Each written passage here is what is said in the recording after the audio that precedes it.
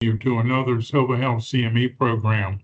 The program this evening, The Rising Prevalence of Tuberculosis with Dr. Nicholas Turner from Duke, provides 1 hour credit for physician category 1 AMA CME and 1 hour of CE credit for nurses. The Medical Society of Virginia, which is a member of the Southern States CME Collaborative, has accredited Sovah Health to provide Category 1 CME for physicians. In addition, Sovah Health is accredited by the Virginia Nurses Association and accredited approver with distinction by the American Nurses Credentialing Center Commission on Accreditation, is accredited to provide nursing CE credit. This program was developed in order to provide patient-centered CME care and also to employ evidence-based medicine to desirable physician attributes. The program was developed based on a needs assessment because of the public health issue of the rising or increasing number of cases of tuberculosis now occurring throughout the country. For commercial relationships of our speaker, Dr. Turner reported he's had 2 commercial relationships over the past 2 years. He served as an adjudicator for clinical trials for the Wockhardt Pharmaceutical Company and also provided educational sessions for the MJH Life Sciences. Dr. Turner agreed to mitigate these relationships by providing his slides for CME review before the program, which he did and which have no evidence of commercial bias. He also attests that any clinical recommendations he may make during the program tonight are based on evidence-based medicine from peer-reviewed literature, free of any commercial bias, and all reflect the evidence-based medicine consensus guidelines.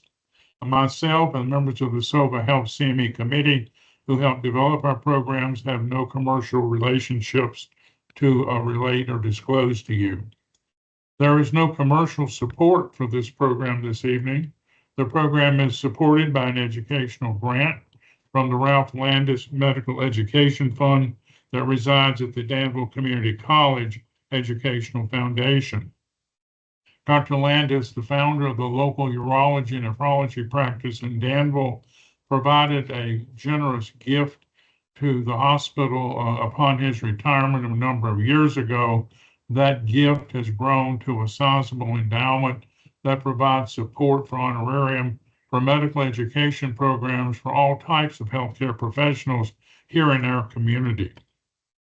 At the end of the program, you will find in the chat box a QR code and a internet link. You can use either one to obtain an evaluation form. We ask everyone to click or copy the QR code and complete the evaluation. It consists of some 7 questions. I always point out that number 4 is particularly important to us. It asks, what changes will you be making in your practice based on what you learned during the program this evening? That question's for everyone, not just the providers.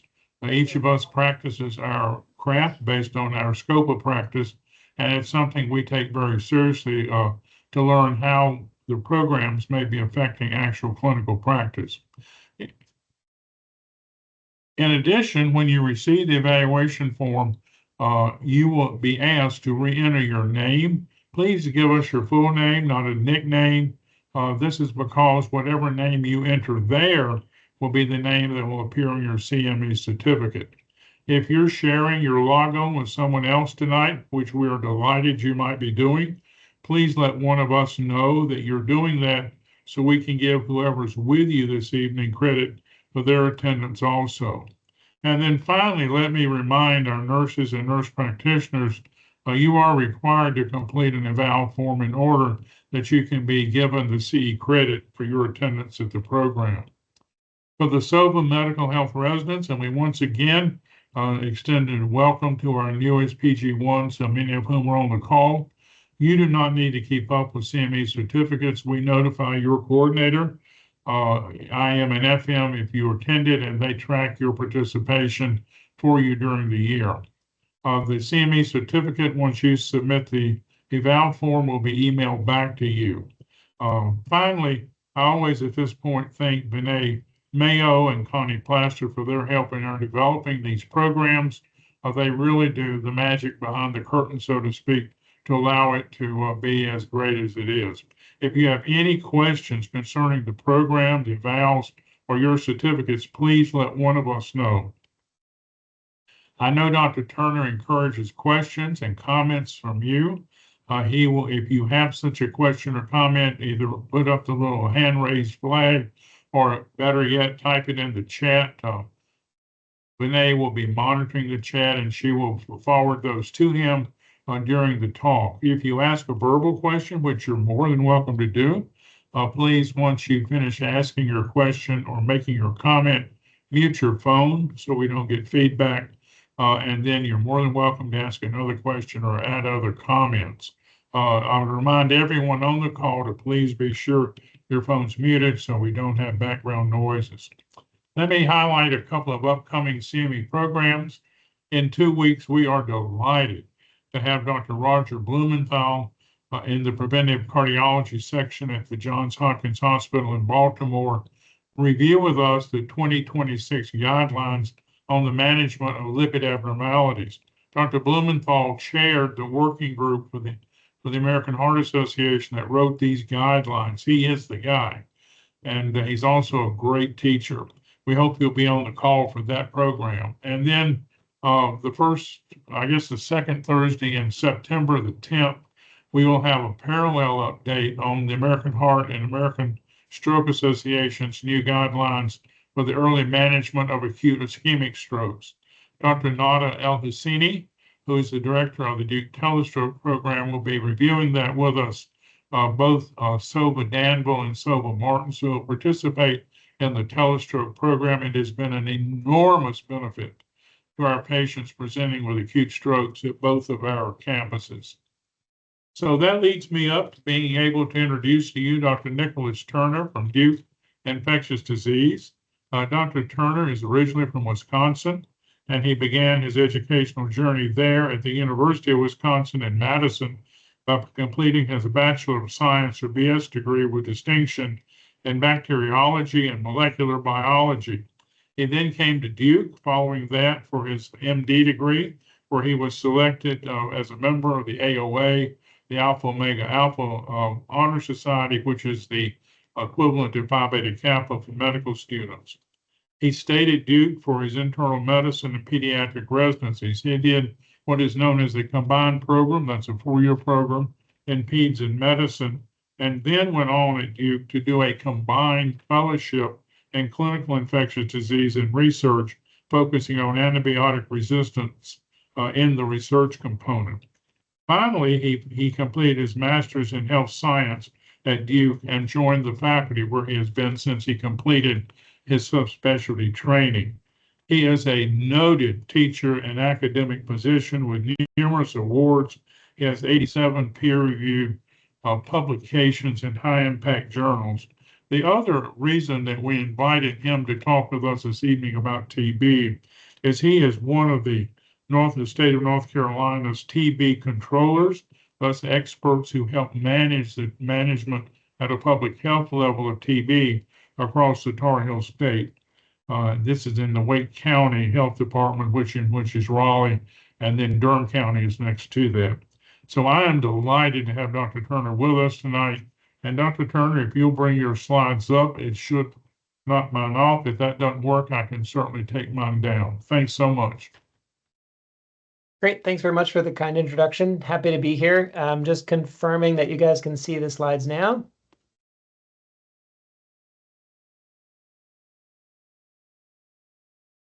Hopefully that means that's a yes to being able to see them. I was just going to share these disclosures. I don't actually have any financial ties related to TB work. This is something I do on the side as a largely voluntary role. All my grants and funding are in other bacteriology. As our outline for tonight, I was just going to share this book, Everything is TB. It's a great short read by John Green. If you want the quick, more socially oriented story to this, I'll leave the recommendation at that. For tonight's talk, we'll be focusing a bit more on the medical side of things with some basics. I think hard to ignore the history with TB. We'll talk about the changing epidemiology, which is hinted at in the title, and get to the important parts for you guys as clinicians, the screening, diagnosis, and treatment of TB. So to start off with what we mean by MTB complex, all of us in ID love phylogenies of the bugs that we treat, and TB is no different. It's actually a complex of different organisms. When we say MTB complex, we're referring to these 8 or so different types. M. tuberculosis proper, it makes up the majority of what we see in humans, but it's worth remembering there are a bunch of these kind of interesting animal-associated strains which have jumped to humans at various times in the past. Some still do. You'll notice M. bovis is on here. This is a cow-associated strain that can occasionally be acquired from eating unpasteurized dairy or soft-ripened cheeses in certain countries. So it's a little bit of a reminder that TB is a bit more diverse than just one bug, and it has a lot of ties between humans and, you'll notice, mostly agricultural animals. And I think that's just kind of a cool reminder of how long TB has been with us. This is a bug that has co-evolved with humans for tens of thousands of years, possibly more. There's kind of a neat archaeology history of people who have tried to find and confirm TB in skeletons that have been dug up around the world. And they've gotten back to 7,000 years ago, where they have been able to recover actual evidence of TB in those remains. Weaker evidence goes back even further, and this probably hints that TB was interacting with people since the very times that we began interacting with animals and agriculture more than 10,000 years ago. So kind of another cool story. And I promise this is relevant because TB has changed over those 10,000 years, and the way it looks has evolved a bit to what we are used to seeing, but you'll occasionally see hints at old TB once in a while clinically. If you go way back in the past, TB was actually very much a bone-focused pathogen.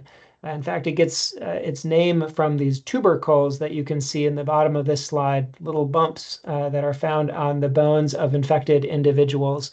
And of course, you can see spines that have been malformed because of TB. We do occasionally still see this today, but over time, TB evolved from bone-centric to lung-centric in the simplest terms, just because it spreads a lot easier if it evolves towards the lungs, right? That's the coughing that ends up spreading TB. In the old days, it was a lot harder to spread when it was limited mostly to the skeleton. And so that's where we get to the more familiar continuum of TB in the present time. We think of this as mostly a disease of the lungs, because that's at least how it's spread. It is worth remembering that TB falls along this whole big spectrum from latent or inactive disease all the way up to active disease. And I wanted to start with some clear terminology here because we'll refer to these as we go through the presentation. A lot of people get exposed to TB in their lives. Nearly 1 in 4 people worldwide are estimated to have been exposed if you look at their skin testing. Not all of those people go on to become infected. And that's where we put people in these 2 big buckets. Latent or inactive TB means that someone has been exposed and infected, but their immune system trapped the TB germ. Maybe it didn't completely kill it, but it's at least trapped it and it's not making them sick. That's what we refer to as latent or inactive. Now, sometimes as we age or get other medications that affect our immune system, that TB has a chance to reactivate, to multiply, escape the immune system, and actually produce disease. That's where it shifts into what we call active TB disease. Now, these individuals should have symptoms from it, typically. They should have it detectable by culture somewhere, but sometimes that can be a little bit tricky to actually detect. We'll get to that as we talk about our clinical cases.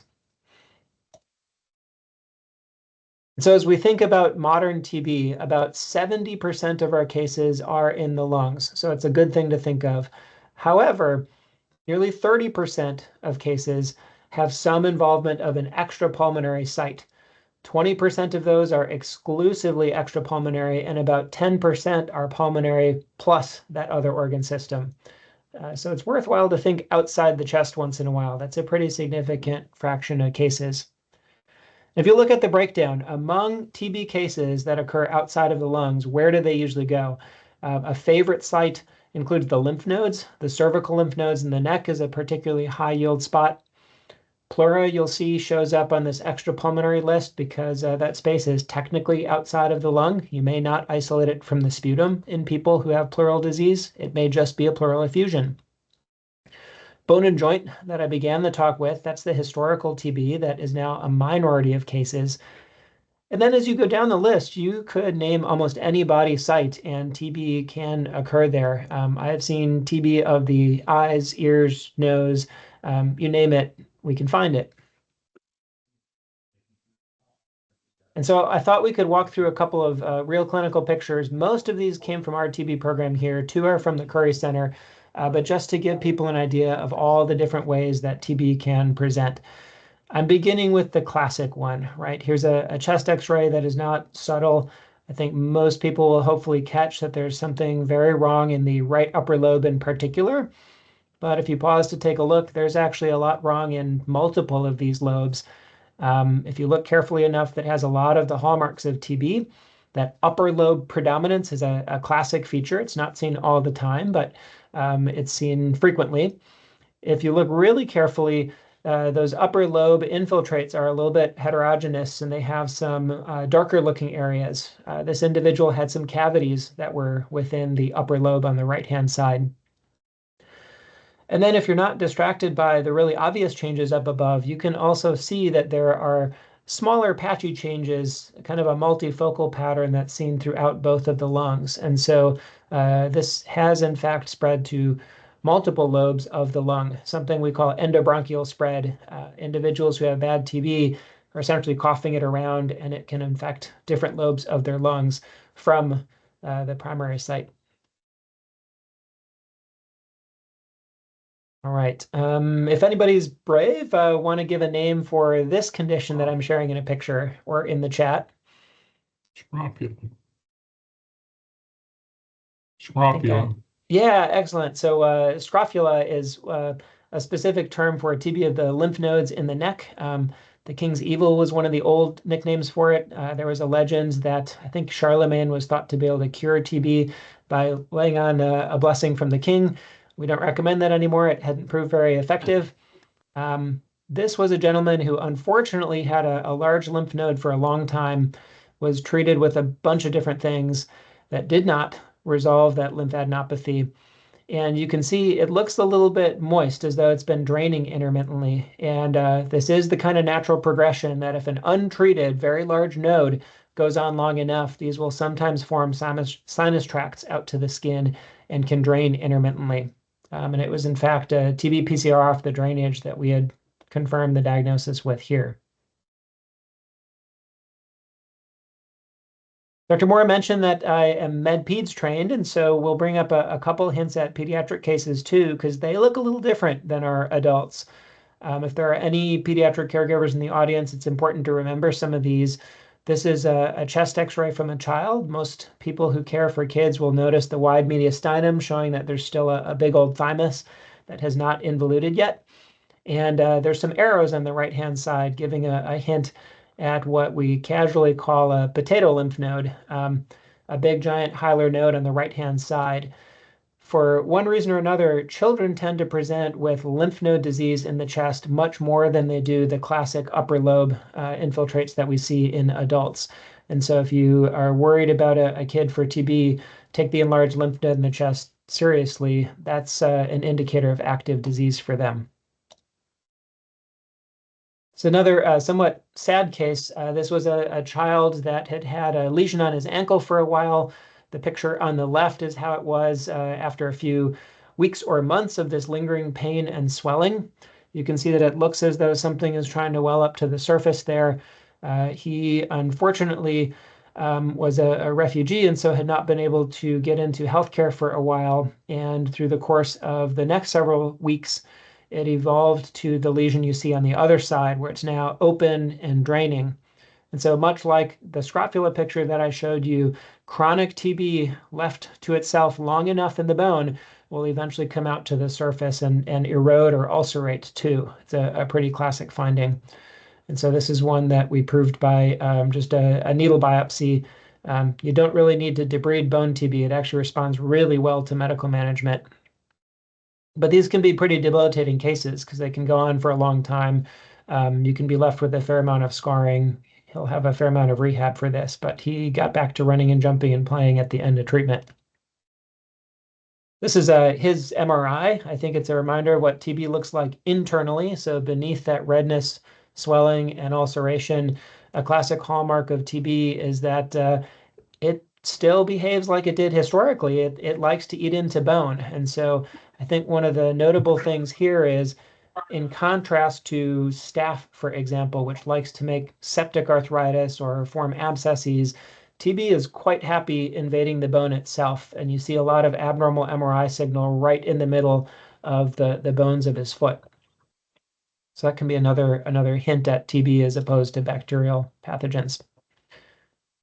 Here's another classic one, also has the name Pott's disease. This was an individual who had trouble walking into our clinic. They were already developing weakness at the time, had a visible deformity to the back, and on MRI you can see the same classic tuberculosis pattern where there's a lot of bony invasion and destruction.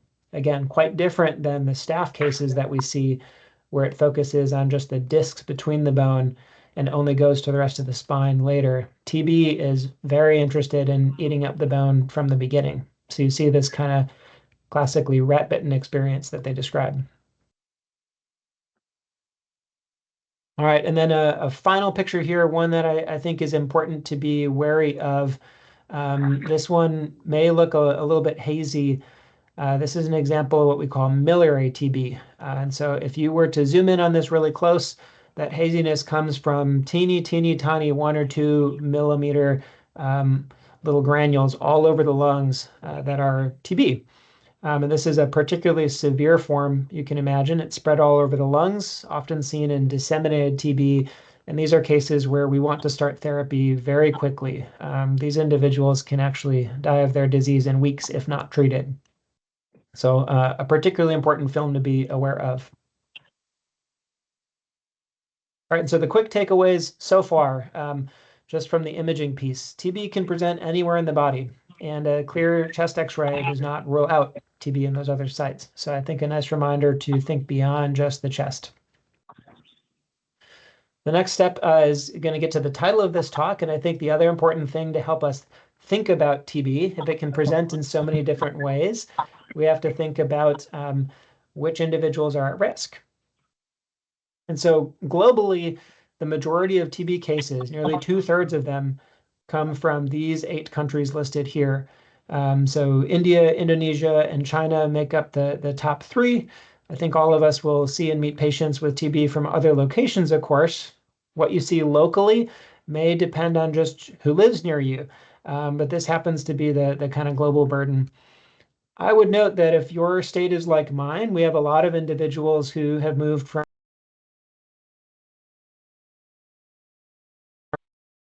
which do not.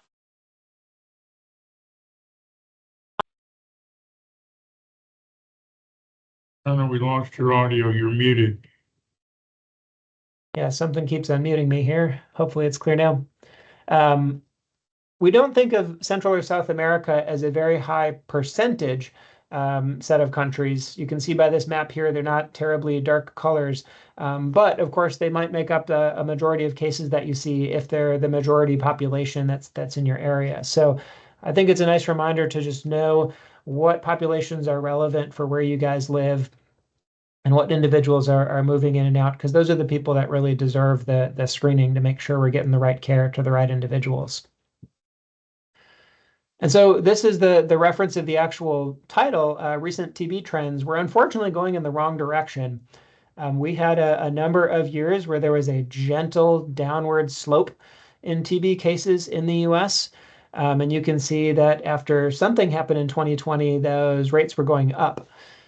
This is the exact same pattern that we're seeing in my state. So I have a slightly more recent numbers pulled here from the North Carolina program. You can see a similar gradual decline leading up to 2020. and then things have been going up again since that time. And so I think this is why it's particularly important to think about TB. This is unfortunately the first couple of years where we have had a sustained increase in TB after decades of decline. And so what happened? What got us off the rails here? I think one of the big concerns is that during COVID, people did not have the chance to get in for regular healthcare screening, and there were probably a good number of missed opportunities to catch TB in its latent phase. And of course, once a case flips to active, you're not just caring about the patient who has converted to active. It is likely that they could have converted other individuals in close proximity to them as well.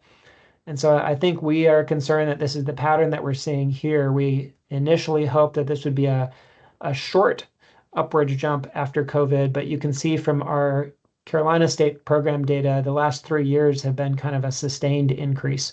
And so I think it's going to take a lot of work to get these numbers headed back downwards again. Part of why we're talking with you now, and hopefully you guys will be thinking about these cases.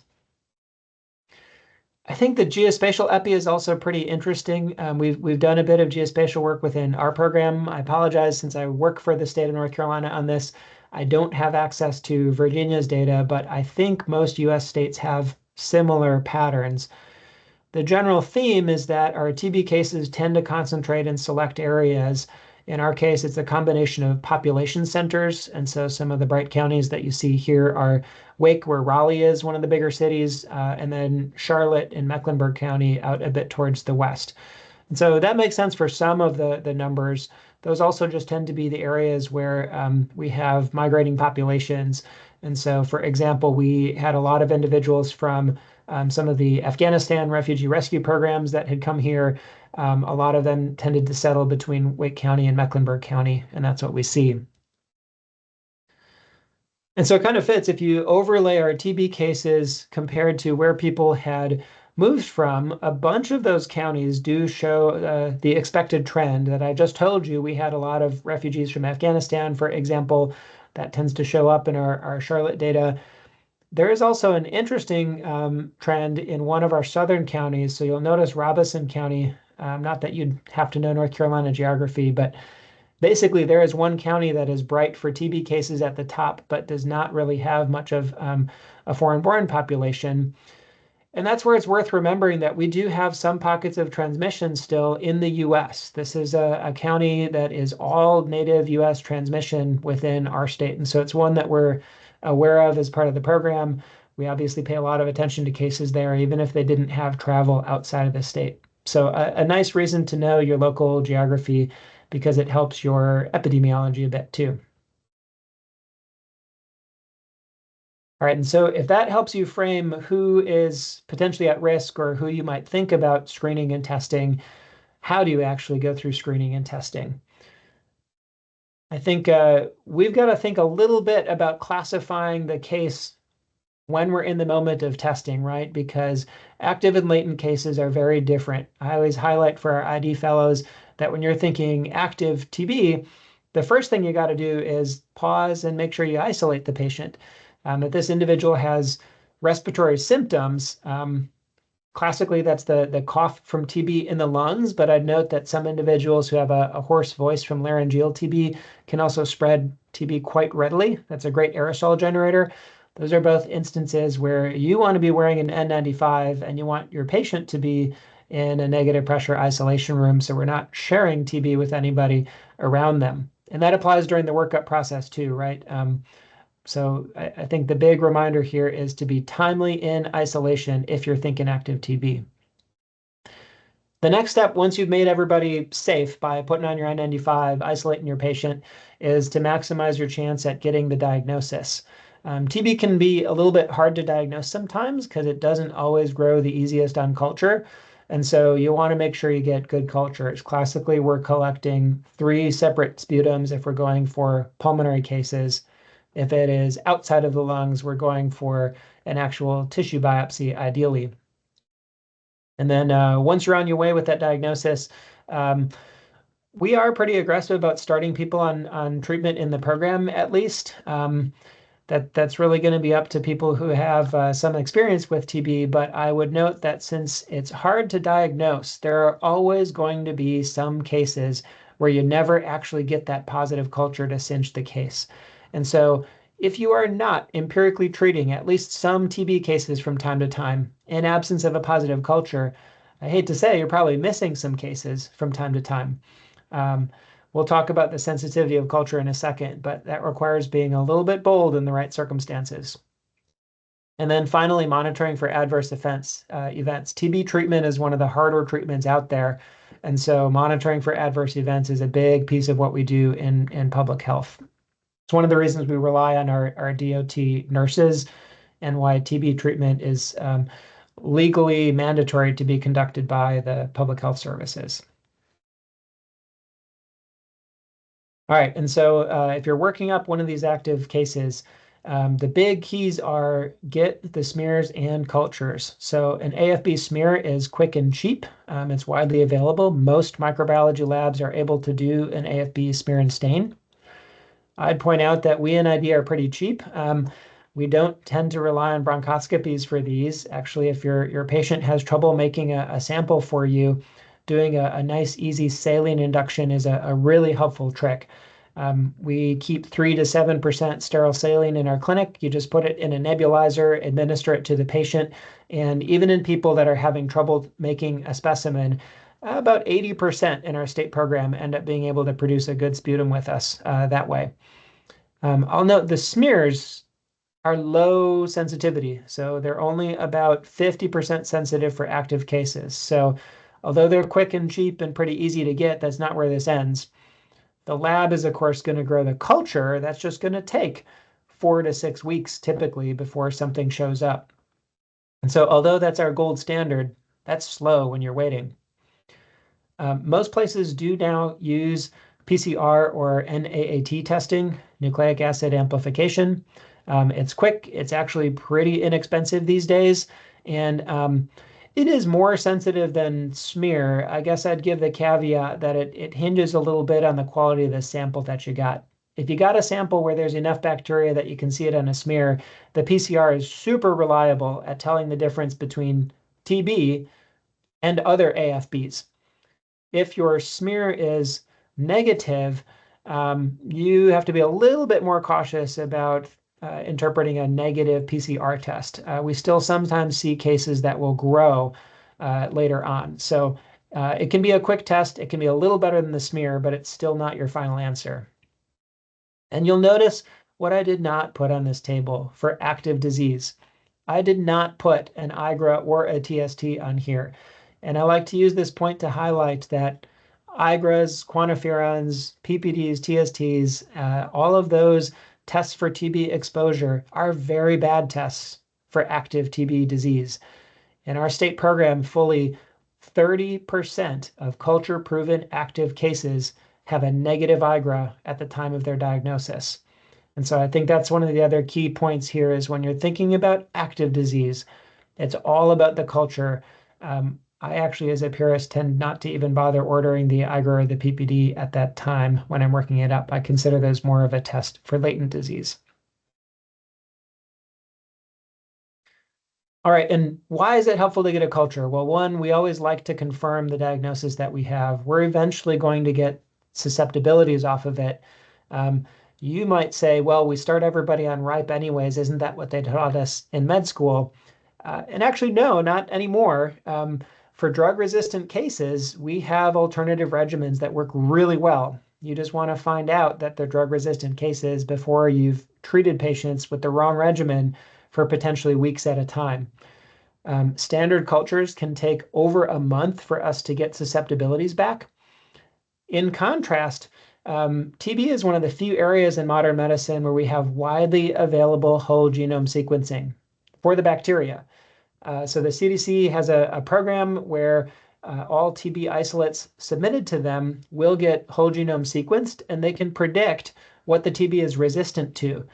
And the best of days when funding was good, this turnaround was as short as 3 to 5 days. It's admittedly been taking a little bit longer recently, but still has about a 2-week turnaround time for us. And that's still far better than our old culture susceptibilities. Ironically, this super advanced sequencing still shows up via fax. That's why this is a blurry screenshot of a fax that I received in one of our patients. But as you can see here, if you can read through the blurriness, the first couple lines note that this is actually a rifampin-resistant and isoniazid-resistant case. This was really helpful to find out in the first 5 days after we had submitted that smear, when we otherwise would have had this patient on the wrong treatment for potentially weeks before we got traditional cultures. And so there is a lot you can get off of submitting a good solid sample to grow the TB germ, including these fast genomic tests. And so how does this compare to the old days? Well, I was kind of hinting at it. The turnaround for standard susceptibilities in that top plot there is typically around 35 days in a pretty well-functioning program. I told you that in the best of times, if we have good funding for the labs that run this, they can turn this around in as little as 3 to 5 days. Honestly, it was listed as 5 to 7 here. And it's pretty accurate, especially for our main drugs. I highlighted in that table down there that the genomic predictors for resistance, this is just knowing the sequence of the TB germ, are almost 100% accurate for picking up rifampin resistance, and they're about 94% at picking up isoniazid resistance. So these tests really perform remarkably well compared to culture. Pretty cool, I think. All right, and so another question that we get a lot in the TB program or in our ID hospital fellowship program is how to triage these potential active cases, right? So one really important rule that we generally follow in our TB clinic is keep patients outpatient if you can. Most TB patients don't need to be in a hospital. And when they are in a hospital, it creates extra challenges for you guys, extra risk for hospital staff, and especially patients being exposed. Hopefully you're going to get them on isolation quickly, but there's no reason to put anybody through any of that risk when TB can usually be worked up in an outpatient setting. And so these are the 3 big questions that I have our fellows ask whenever we're thinking about a TB case that might be in hospital with us, or if I get called on the state pager and people are asking where's the best place for this individual. It's pretty simple. Number 1, are they sick enough that you would admit them if they had any other type of pneumonia, right? If this patient needs oxygen or respiratory support, which honestly is pretty rare in our TB cases, then sure, by all means, they need a supervised medical setting. It's just not very common. The second piece, do you need an invasive procedure to get that diagnosis? I told you that in most cases, we really try our best, especially for the lung cases, to use induced sputums rather than bronchs. We try not to expose our pulmonologists to TB if we can. Obviously, we warn them in cases that we suspect that they should wear an N95 during it. Maybe in cases where you need a surgeon to help get you a tissue biopsy, that might be a case that is going to have to come around a medical facility. But maybe that can still be done outpatient, right? There's lots of biopsies that can be arranged without admitting someone to a hospital. All right, so if they clear that hurdle, don't need to be inpatient. And then finally, probably the most important one for a public health perspective is, where's this individual going to be able to isolate while we're waiting on test results, or if we prove that they have TB? It makes really poor form for us to take someone who has, for example, been living in a shelter and sending them back to a big congregate living setting where they could spread TB to everybody there. We definitely don't want to do that. That's actually one of the good use cases for keeping those individuals long enough to clear their isolation before they go home. And so I think those are the 3 big questions to ask yourself about where does my patient need to be while we're working up a potential active TB case. All right, so that's a bit of a thought process about diagnosis for active TB. We will jump into the treatment bit for active TB. I'll keep this a little bit short because this is really something that the public health department is going to be running for patients, but I do think it's nice for everybody to know a little bit about, both to coach your patient on what to expect, and then sometimes you guys will see and care for patients that we have caused side effects from these treatments. And so for active TB treatment, we are pretty much always starting with 4 drugs. In the US, we refer to this by the RIPE acronym. The rest of the world would call it HRZE for the drug abbreviations. That's isoniazid, rifampin, pyrazinamide, and ethambutol. That's a lot of pills. I counsel all my patients right away, especially because these are weight-based. And so some individuals will be taking, for example, an isoniazid plus 2 rifampin capsules plus 4 pyrazinamide capsules and 4 ethambutol capsules every day. That's an enormous pill burden for one treatment. And so I do a lot of coaching with our patients to let them know that, number one, it looks like a lot of pills, but we're doing this to customize the dosing to you. I need to use those same pills to dose an 8-year-old as I do for a 60-year-old. So that's why I have to be able to count up from smaller amounts. The other thing that I tell people is the TB treatment's going to be long, but I promise you're not going to be taking those 4 medicines the entire time. So everybody starts off on those 4, but we can start to peel them back as we get more information. So ethambutol is really only there to prevent drug resistance. That means once we get susceptibility testing back, we can stop ethambutol right away. I think a lot of people aren't aware how quickly we can do away with that one. And pyrazinamide, its only goal is to shorten TB treatment. And so we only use that up front for the first 2 months. After 2 months, pyrazinamide stops. And so I let patients know that, yes, the first 2 months are going to be kind of rough, but after we get past that, things really are going to lighten up, and we'll end up on just isoniazid and rifampin to finish out the regimen. And then how long it lasts depends a bit on the clinical scenario. For the majority of patients, that's going to be a 6-month course. We do give a little bit longer for individuals who both have a cavity and are slow to clear their cultures. They'll get extended to 9 months. We do a little bit longer in some of our immune compromised folks, so people with HIV who are not on treatment or have not recovered their CD4 counts. We do a little bit longer for bone and a lot longer for meningitis. So we'll do up to a year for meningitis sometimes. I also let patients know that direct observed therapy is crucial for safety and completion. I think this is a key for coaching. Nobody likes to have to see someone every day to assure that they're taking their medicines. But I let patients know that this is not that we're trying to bother you. Actually, the safety aspect is the biggest one here. It is critical that our nurses have that chance to look them in the eye and make sure that they aren't jaundiced with their medications, to ask them how things are going, remind them about some of the less common side effects. That's a huge, huge part of direct observed therapy, besides just making sure that patients complete their courses. And then a nice reminder, since DOT is all done through public health, we've got staff to do this.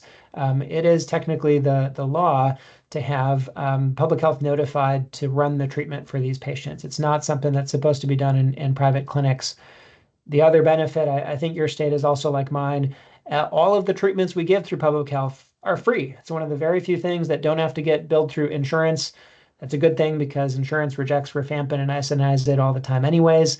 And so I let patients know this also assures that you don't have to pay for the meds, the labs, the x-rays, anything related to TB is all covered. I've hinted a little bit at some of the adverse events that we face with these medications. And so I will briefly highlight one of the more common ones, hepatotoxicity. I think this is the one that we counsel our patients the most carefully about, and probably one that other clinicians in the community will occasionally see in our patients. We obviously try to keep a close eye on them. But the key is to watch for it, and we have these very set stopping rules. If your ALT is more than 5 times the upper limit of normal, you got to stop whether you feel fine or not. If it is more than 3 times the upper limit of normal and you're having any symptoms from our meds, we've got to stop them. And so that's an important feature to know about. The flip side of that is we are pretty willing to tolerate some lab abnormalities, right? Imagine that someone can have an ALT that is 4 times the upper limit of normal, and as long as they feel fine, we will continue meds. We've got a good track record that that's an okay thing to do. All right, we're going to switch gears a little bit now from the active TB back to latent or inactive TB. That's the other half of this whole story. There have been some really nice math models to show that we will never defeat TB by just tracking down and treating active cases. Because by the time you found that active case, it is likely they have already had a chance to share that with someone else. The only way that we can really eliminate TB is to also prevent cases from activating in the first case. And that's what latent treatment is all about. And so I think about latent TB in a couple of steps here. You got to choose the right person to screen. We'll go through that. That's mostly because you want to identify real cases and not false positives. You want to interpret your test appropriately based on the person's risk. Step 3 is critical. You want to make sure they don't actually have active TB, right? Doing an undertreatment of active TB is a recipe for drug resistance. And the last 2 are kind of the same idea. Steps 4 and 5 are doing a risk-benefit assessment of treatment. We don't actually treat everybody simply because they have a positive IGRA. We'll talk about rare exceptions. You got to think about the risks and benefits. And that ties into which of the treatments you're going to pick. We actually have more options now for latent TB than we used to. So let's start off with who gets screened. This goes back to the epi we were talking about earlier. It's mostly based on risk of exposure. And so people who were born in TB endemic countries, of course, are a priority for screening. This comes from USPSTF guidance. Of course, they ought to have been offered that through refugee resettlement and immigration programs, but sometimes those get missed. Sometimes that's not how everybody arrives. And so it's nice for primary care doctors to still think about this as a safety net if someone did not receive that screening through the usual channels. We still list some of the things about higher risk congregate living settings. Honestly, that makes up a tiny, tiny fraction of our cases here in North Carolina, but it still appears in the guidance, and it's reasonable because there's risk in congregate living settings. I think the other big population that is hard to ignore because their commercials are all over on TV.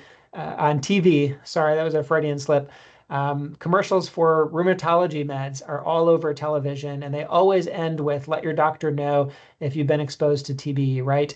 And that's not because everybody who has a rheumatologic condition has been exposed to TB. It's more that the medicines we use in modern rheumatology pose particularly high risk for TB in some cases. So things like infliximab, for example, knocks out the exact branch of the immune system that defends against TB. That's a classic example of a drug that turns latent TB into active really fast. And so all of these drugs listed on the slide here have warnings about screening patients for TB before starting that medication. Now, I'd caution, this is a population where if they have not been exposed to TB, we do sometimes find false positives. And so it is a little bit of a tight wire that we have to walk sometimes in figuring out who best to treat. We'll talk about that with our tests. And so as long as we're on the topic of tests, there is the old school TST, the tuberculin skin test. It's a little bit cumbersome. You have to inject this purified protein under the skin, wait 2 to 3 days, and then go and look for a bump. I emphasize it is the bump that counts, not the redness, not the appearance of where the bump is. It's the bump itself. And so in this picture, some of the best of our TB nurses actually used a pen to palpate. And you draw in from one side of the forearm. Sometimes you're palpating with a finger at the same time. Sometimes our nurses are good enough that they can kind of palpate using the pen itself. And you stop once you hit the induration. You go to the opposite side of the arm and draw in, and you basically measure the gap between those 2 pen points. That's what this picture is meant to show here. And that is your gold standard TB skin test read. I should mention it does have some foibles. It has some false positives. If people got the BCG vaccine, many people born outside the US have, it can give a false positive. Some select non-tuberculous mycobacterial infections can also give a false positive. More importantly, you can get a lot of false negatives. And this is, again, the reminder of why I don't use these tests for active TB. Sometimes you have anergy, an absence of a good immune response. That itself is a risk factor for active TB. And if you developed active TB because your T cells don't respond to anything, you're also not going to respond on a TST, right? Really old TB. So if they were exposed a long time ago, the immune system has a good memory, but it's not perfect. Sometimes it just wanes with time. Overwhelming TB. So some of the people who have those disseminated cases or the miliary that I showed you the x-ray of, they have a damaged immune system because of the TB germ itself and often don't mount a good response. And then newly acquired TB. So if it's a direct progression from exposure to disease in less than 10 weeks, it's worth remembering that skin tests are a delayed type hypersensitivity response. They can take 8 to 10 weeks or more before your immune system actually mounts a response. And so one other note about BCG, just because there's a fair amount of confusion among patients, it can cause false positives on the TST, but it is not a reason not to treat latent TB in those patients. I bring this up because BCG is not actually very protective against TB in adults. It's a vaccine that works pretty well in kids. It's about 80% protective against TB meningitis in children. That's why countries that have a lot of TB give it to kids under the age of 2 early in life. It's only about 50-50 for adults. So just because someone has gotten it before doesn't mean that they can skip out on latent treatment. All right, and then the other aspect of the TST interpretation is not just knowing what to measure, but how to interpret the measurements. I am not going to go through these exact details because everybody can look up a chart like this. This is not worth committing to memory. I do like to highlight that it's just a little bit suspicious to me that these categories turned out in exact 5 mm increments, right? Biology does not actually care if we hit 5, 10, or 15 millimeters. I highlight that this is a little bit of an artificial construct for us, and there is some subjectivity in TST interpretation. Now, some people think that you can solve that using an IGRA, the blood test. It seems really nice, right? Because you send the blood test to the lab, and the lab is going to give you a readout that says positive or negative. I will caution that even IGRAs have their issues as well. There's a little bit of an artificial assurance here by having an objective appearing output. They're really measuring the same thing. You're just putting a bunch of macrophages inside a little well and seeing if they respond to proteins from a TB germ. And if so, they'll be angry and release a bunch of interferon, hence the name IGRA, interferon gamma release assay. This is what their outputs look like. It looks like a lot of numbers. Most labs will helpfully give you a positive or a negative in the end. I think it is kind of nice to know what the numbers mean. So I'll share that the nil is the negative control. That should be near 0. There are some people with autoimmune conditions that will have a crazy high nil, and you can't interpret their test at all. The mitogen is the opposite. That's your positive control. That's basically asking your immune system, can you respond to things?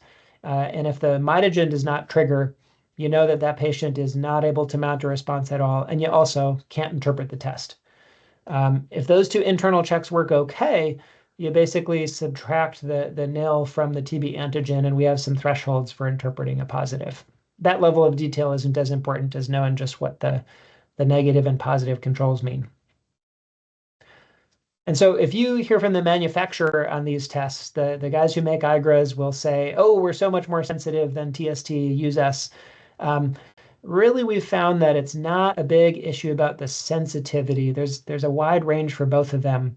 It's the specificity that does better with IGRA, and that's mostly because the IGRA cuts out false positives caused by the BCG vaccine. So that's a good thing, right? You could cut out all those people where it was actually just the BCG vaccine. That's the biggest benefit to the IGRA in my mind. So we'll pause for a math problem. This is purely hypothetical. I promise I'm not going to make anybody do any actual math.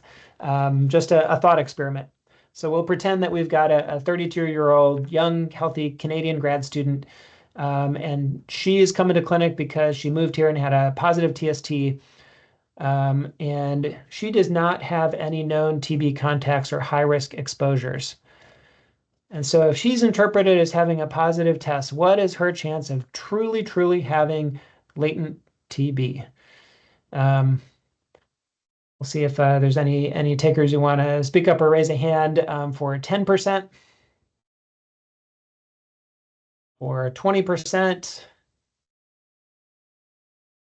or 60%. Some hands there. All right, so a little bit better than the coin toss, and then 80%. So good. I didn't see anybody who had super high confidence in the TST here. I think rather shockingly, if you actually do the math, and this goes back to statistics class, I promise I won't drag you through it, but here's the slide if you want it. having a positive TST is only associated with about a 10% chance of having true latent TB if you never had a TB risk factor. And so what does that mean? It means that these tests do have a lot of false positives. And if you administer the test to the wrong person, you're going to end up offering treatment to people who don't absolutely need it. So I think that's just an important caveat of thinking about who we're screening. You'll get a lot of screening tests for people for work, jobs, daycares, things like that. This is one reason that we no longer recommend annual universal screens for healthcare workers because it generates a lot of false positives. And I would give the caveat that if you see a TST that you don't believe, it is totally okay to do an IGRA instead and see if you get a different result. So what if our patient had an IGRA instead? We're going to pretend that the manufacturer is right, that the IGRA is way more specific. You can run through the same math, and if you do an IGRA in a low-risk person, there's still only about 50-50 that person actually truly has latent TB. And I think this is a nice reminder that the IGRA gets us a little bit closer to truth, but you still have to account for who you are testing. Doing IGRAs on a whole bunch of people who have never been exposed to TB will generate some false positives from time to time. So just be mindful of that. All right, we're in the home stretch now. We're going to pretend that we got past the whole testing issue. We chose the right person to test. We got pretend it was an IGRA in this case, and it was positive. What's the next key step? Well, the next key step is to make sure that they don't have active disease, right? All that test shows us is that they've been exposed at some point. This is where you ask them about symptoms, and everybody gets a chest x-ray. Whether or not they have symptoms, everybody gets a chest x-ray. This is a film from when I did a deployment to the Marshall Islands for TB control. This individual had no reported symptoms. You can see even in this grainy chest x-ray, they had a giant cavity in their right upper lobe that turned out being TB. So every positive IGRA or TST gets a chest x-ray. I put some hints here that in our immune compromised populations will occasionally think about a CT, but you can mostly forget that I said that. It generally doesn't add a whole lot. A plain old school chest x-ray does most of your work. And I'll highlight just one x-ray finding here that's pretty common. If you're screening individuals who have been exposed to TB, you will sometimes see the radiologist report a granuloma. That is what you can see faintly in the far right upper lung field here. Basically, if that is dense enough to look calcified, in this case, it's about even with the ribs and how dense it is, you can treat that as inactive. That's not a sign of active TB. Nodules that are less dense than that, you got to be a little bit cautious. But a calcified one is really the one you can take to the bank and say, nothing active here, but that sure does fit with a past exposure to TB. Okay, and just that reminder from earlier when we were talking about active TB, everybody deserves a chest x-ray. We train all of our nurses to also at least look at the lymph nodes and to do a brief symptom check with patients, right? Because if you did have somebody with a big old lymph node, that's worth looking into before you start them on treatment. All right, and if we get past all of those, we say we have a patient with a positive IGRA, we have cleared them of active disease by a good symptom screen and a chest x-ray, and now we're ready to think about treatment. This is probably the one favorite resource of mine if you're going to write down one website from today, TST in 3D. It's a really cool shared decision-making tool where you can enter all of your patient's details. You can enter the treatments you're thinking about for them, and it even produces a nice little visual printout about, what are my chances of developing TB if I do or don't take treatment? What are my chances of side effects with treatment? So that's going to summarize all of the remainder of this talk. I'm being replaced by a website. All right, and so if we're picking regimens, I told you earlier that latent TB treatment, now very different than active. We're talking about prevention. You can use something much gentler. You do not need 4 drugs to prevent latent TB from turning into active later in life. And we've got a lot of good options. My favorite one is the one I'm beginning with here, rifampin by itself. Why do I like that? It's got pretty low adverse event rates. It has a much higher completion rate. That's what I'm highlighting in this trial here compared to the old school INH. The only big Achilles heel are the medication interactions. Everybody remembers from their pharmacy classes that rifampin shows up on that list of cytochrome P450 inhibitors. It messes with a lot of other meds. So you got to pay attention to that. But if you can work around that, or if your patient does not have those med interactions, I like this regimen because it's easy and safe. There's another regimen for those who want to get things done quickly. I do often use this in individuals where we're on a bit of a time crunch. Maybe I'm worried that they're going to be difficult to get them to take a daily med for 4 months. Or frequently they are pre-transplant and we really want to get latent TB treated as fast as we can. And that's where you can combine isoniazid and rifapentine, and you give them at a higher dose just once per week. This is not daily dosing, just once a week for 12 weeks. When you're selling that to a patient, it's a pretty good deal to say you only have to take 12 total doses. And that ends up being a short but effective course. They take a higher dose of those meds in the days that they're due for it. That does sometimes cause a little bit of nausea or upset, but then they usually feel fine the rest of the week. So for some people, they like that choice of a one and done each week. The rest of the time, they don't have to remember taking a pill. I would note it does have still some drug-drug interactions. Rifapentine behaves pretty close to rifampin, so be cautious about that. And just because you're taking a high dose of meds all at once, our patients do sometimes get these funny kind of flu-like reactions that actually will not happen if you switch them to the rifampin daily. They only happen when you're giving the high-dose rifapentine all at once. So if your patient has that reaction, you can still safely switch them. And so that's kind of nice. It works just as well as any of the other regimens. You do still get some isoniazid exposure, but not as much cumulative exposure as the old school regimens. And probably the one other pitfall to note about this one is rifapentine has not yet proven safe in pregnancy. Rifampin has. All right, and then just a check on the safety events. This was the big clinical trial, Prevent TB. And just because you're combining two meds together, there is maybe a little bit more risk of rashes or occasional liver stuff than doing the meds alone. It was not a huge difference, but slightly elevated. And so this gets to one of my favorite papers with one of my least favorite tables ever. Somebody did a big comparison where they took all of our latent TB regimens, these two that I just presented, along with the old school isoniazid, and they analyzed all of the trials that had been reported to date so that they could rank them from best to worst by safety and efficacy. A beautiful idea, right? And then they go and make this table where you can see in the rank column, they didn't order it by rank at all. It's my one big complaint. So you've got to go and look through this table and find where rank number 1 is. I wish they just put it on top. But if you sort through their table, you can find that rifampin, the abbreviation RMP, is ranked number 1 as the safest regimen for latent TB. Fits with that being my first choice. Regimen number 2 is that combined isoniazid and rifapentine given once weekly. So there's my promise that I'm giving you evidence-based recommendations for my 2 favorite treatments. Number 3 gets down to a regimen we don't often use in the US. You can combine isoniazid and rifapentine and give it daily for 3 to 4 months. We don't see a whole lot of a point to that when you can do once weekly dosing, but just know that that does exist. And that comes in 3rd place.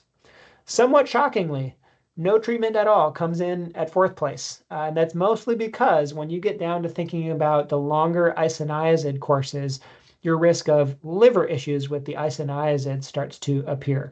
And so that's where I really like these first 2 options a lot.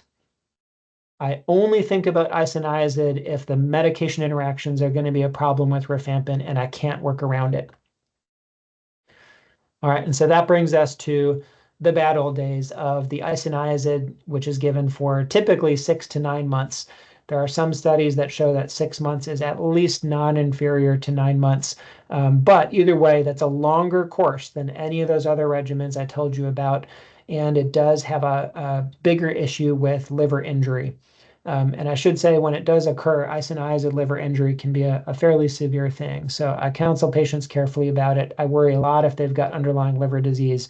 I try to do my best to not use this unless my other meds really have dangerous interactions. All right, and so now you guys know how to treat latent TB as well. I should mention that where active TB has to be treated through the public health service, latent TB can be offered through public health service, but it is not mandatory for latent TB to have to be treated by public health or ID or anybody special.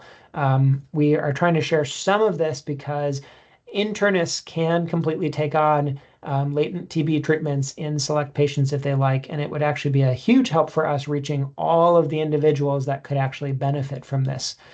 I told you that globally about a quarter of people in the world, maybe not in the US, but in the world, will test positive for a TB exposure. And that's a lot of people to get through treatments. I can't see all of those in my public health clinic. So just to say that's an open invitation to help if you want to think about offering some latent treatments for individuals from time to time.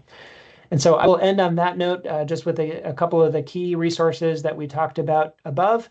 I think the biggest one is that TST and 3D calculator. I think that's a nice one for the risk-benefit discussions with your patients. I'll also highlight the North Carolina TB manual. I know you are probably beholden to using the Virginia version. I cite this here just because it follows the same CDC ATS guidelines that apply nationwide, and it's free as a PDF and available online and is the how-to guide for what we do with our active cases. So hopefully those are helpful resources for people. I think at that point, gosh, I guess I missed some of the chats while I was going because I was looking at my screen, but I can answer some of those questions. And if people have questions they want to verbalize too, happy to chat as well. Great. Dr. Turner, that was terrific. For the residents on the call, man, you just heard a perfect board review. I can't tell you how many pearls rolled across the floor here. With an increasing prevalence, this is definitely going to probably be on the boards. Renee, can you go ahead and bring the questions to the folks? He's got 2 or 3, I know. Yes. So Dr. Turner, we have someone that asks, how does a patient with tuberculosis isolate at home? Yeah, so for our state program, we generally recommend that they isolate in an individual room of their own to the extent that it's possible. If the weather is reasonable, we suggest that they open their window because fresh air definitely reduces transmission risk.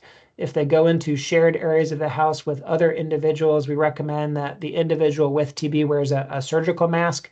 I think that's a nice thing to note that N95s are necessary to protect the wearer. A surgical mask is sufficient to stop aerosol generation from the individual with TB. So you'll see that in the hospitals too. If we're transporting our patients down for x-ray, totally okay to put a surgical mask on them for that short term.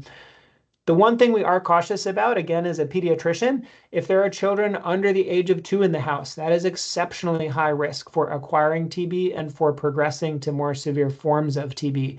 And so if there is an infant under 2 in the house, we do generally work with the family to try to find a way to make sure that that individual is not under the same roof while the other is on treatment. Got another one, Renee. The next question is, how long is an active TB patient considered communicable while on treatment? Yeah, that's a great question, and one where there's admittedly some debate. I think you're going to see things change. So I will give you the current board and law acceptable answer first, and then I'll tell you about where things are going with NTCA, the organization that guides us overall. So as of right now, for my state and most states, individuals on TB treatment have their sputum smears repeated every 2 weeks until at least 2 smears are clear. And then we release them from isolation at home. Hospitals usually use a little bit higher of a tier, and you have to have 3 negative smears to come off isolation. And so that can take a while, honestly. Some individuals with cavitary disease, it may be a month and a half, 2 months before those come off.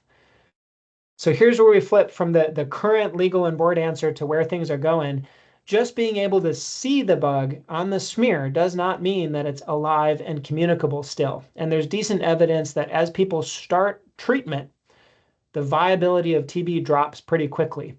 And so there's now a push to start to release people. NTCA is suggesting potentially as early as 5 days into active treatment.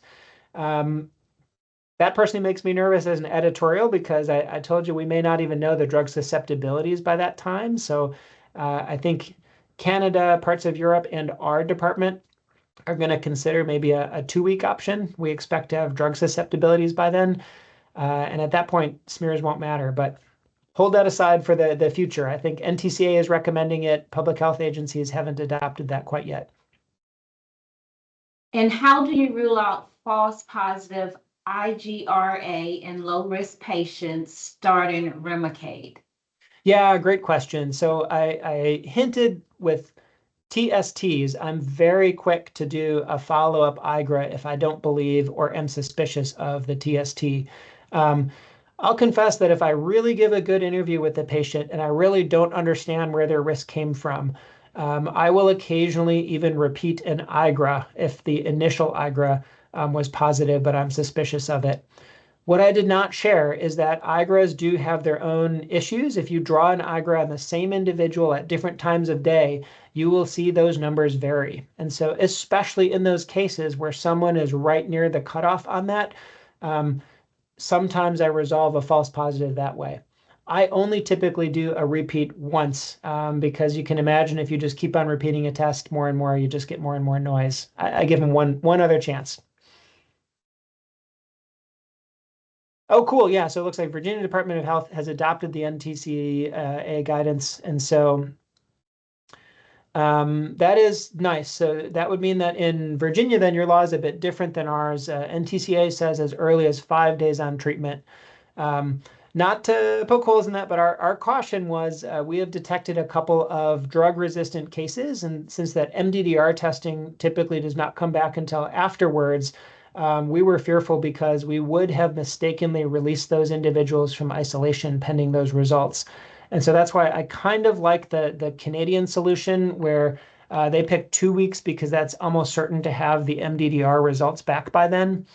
I think in cases where we know the susceptibility early enough, I would consider the early release. But that had been our one little caveat about that. And we have had a number of drug-resistant cases recently.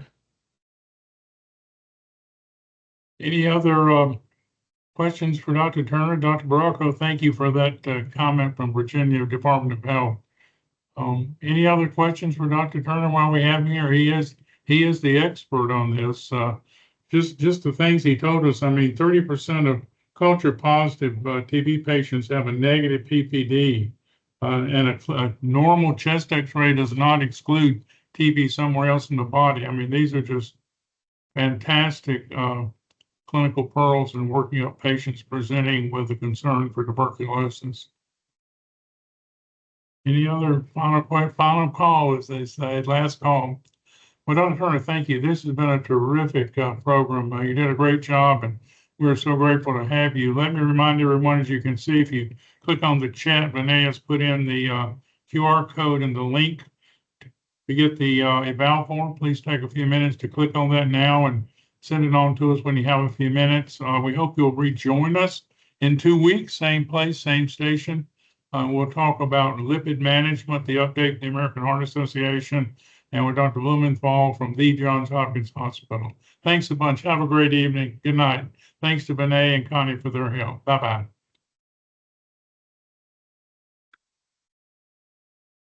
Dr. Turner, you did great. Thank you. Great. Thanks very much for hosting. That was fun. Super, super. Have a good night. Thanks, Dr. Turner.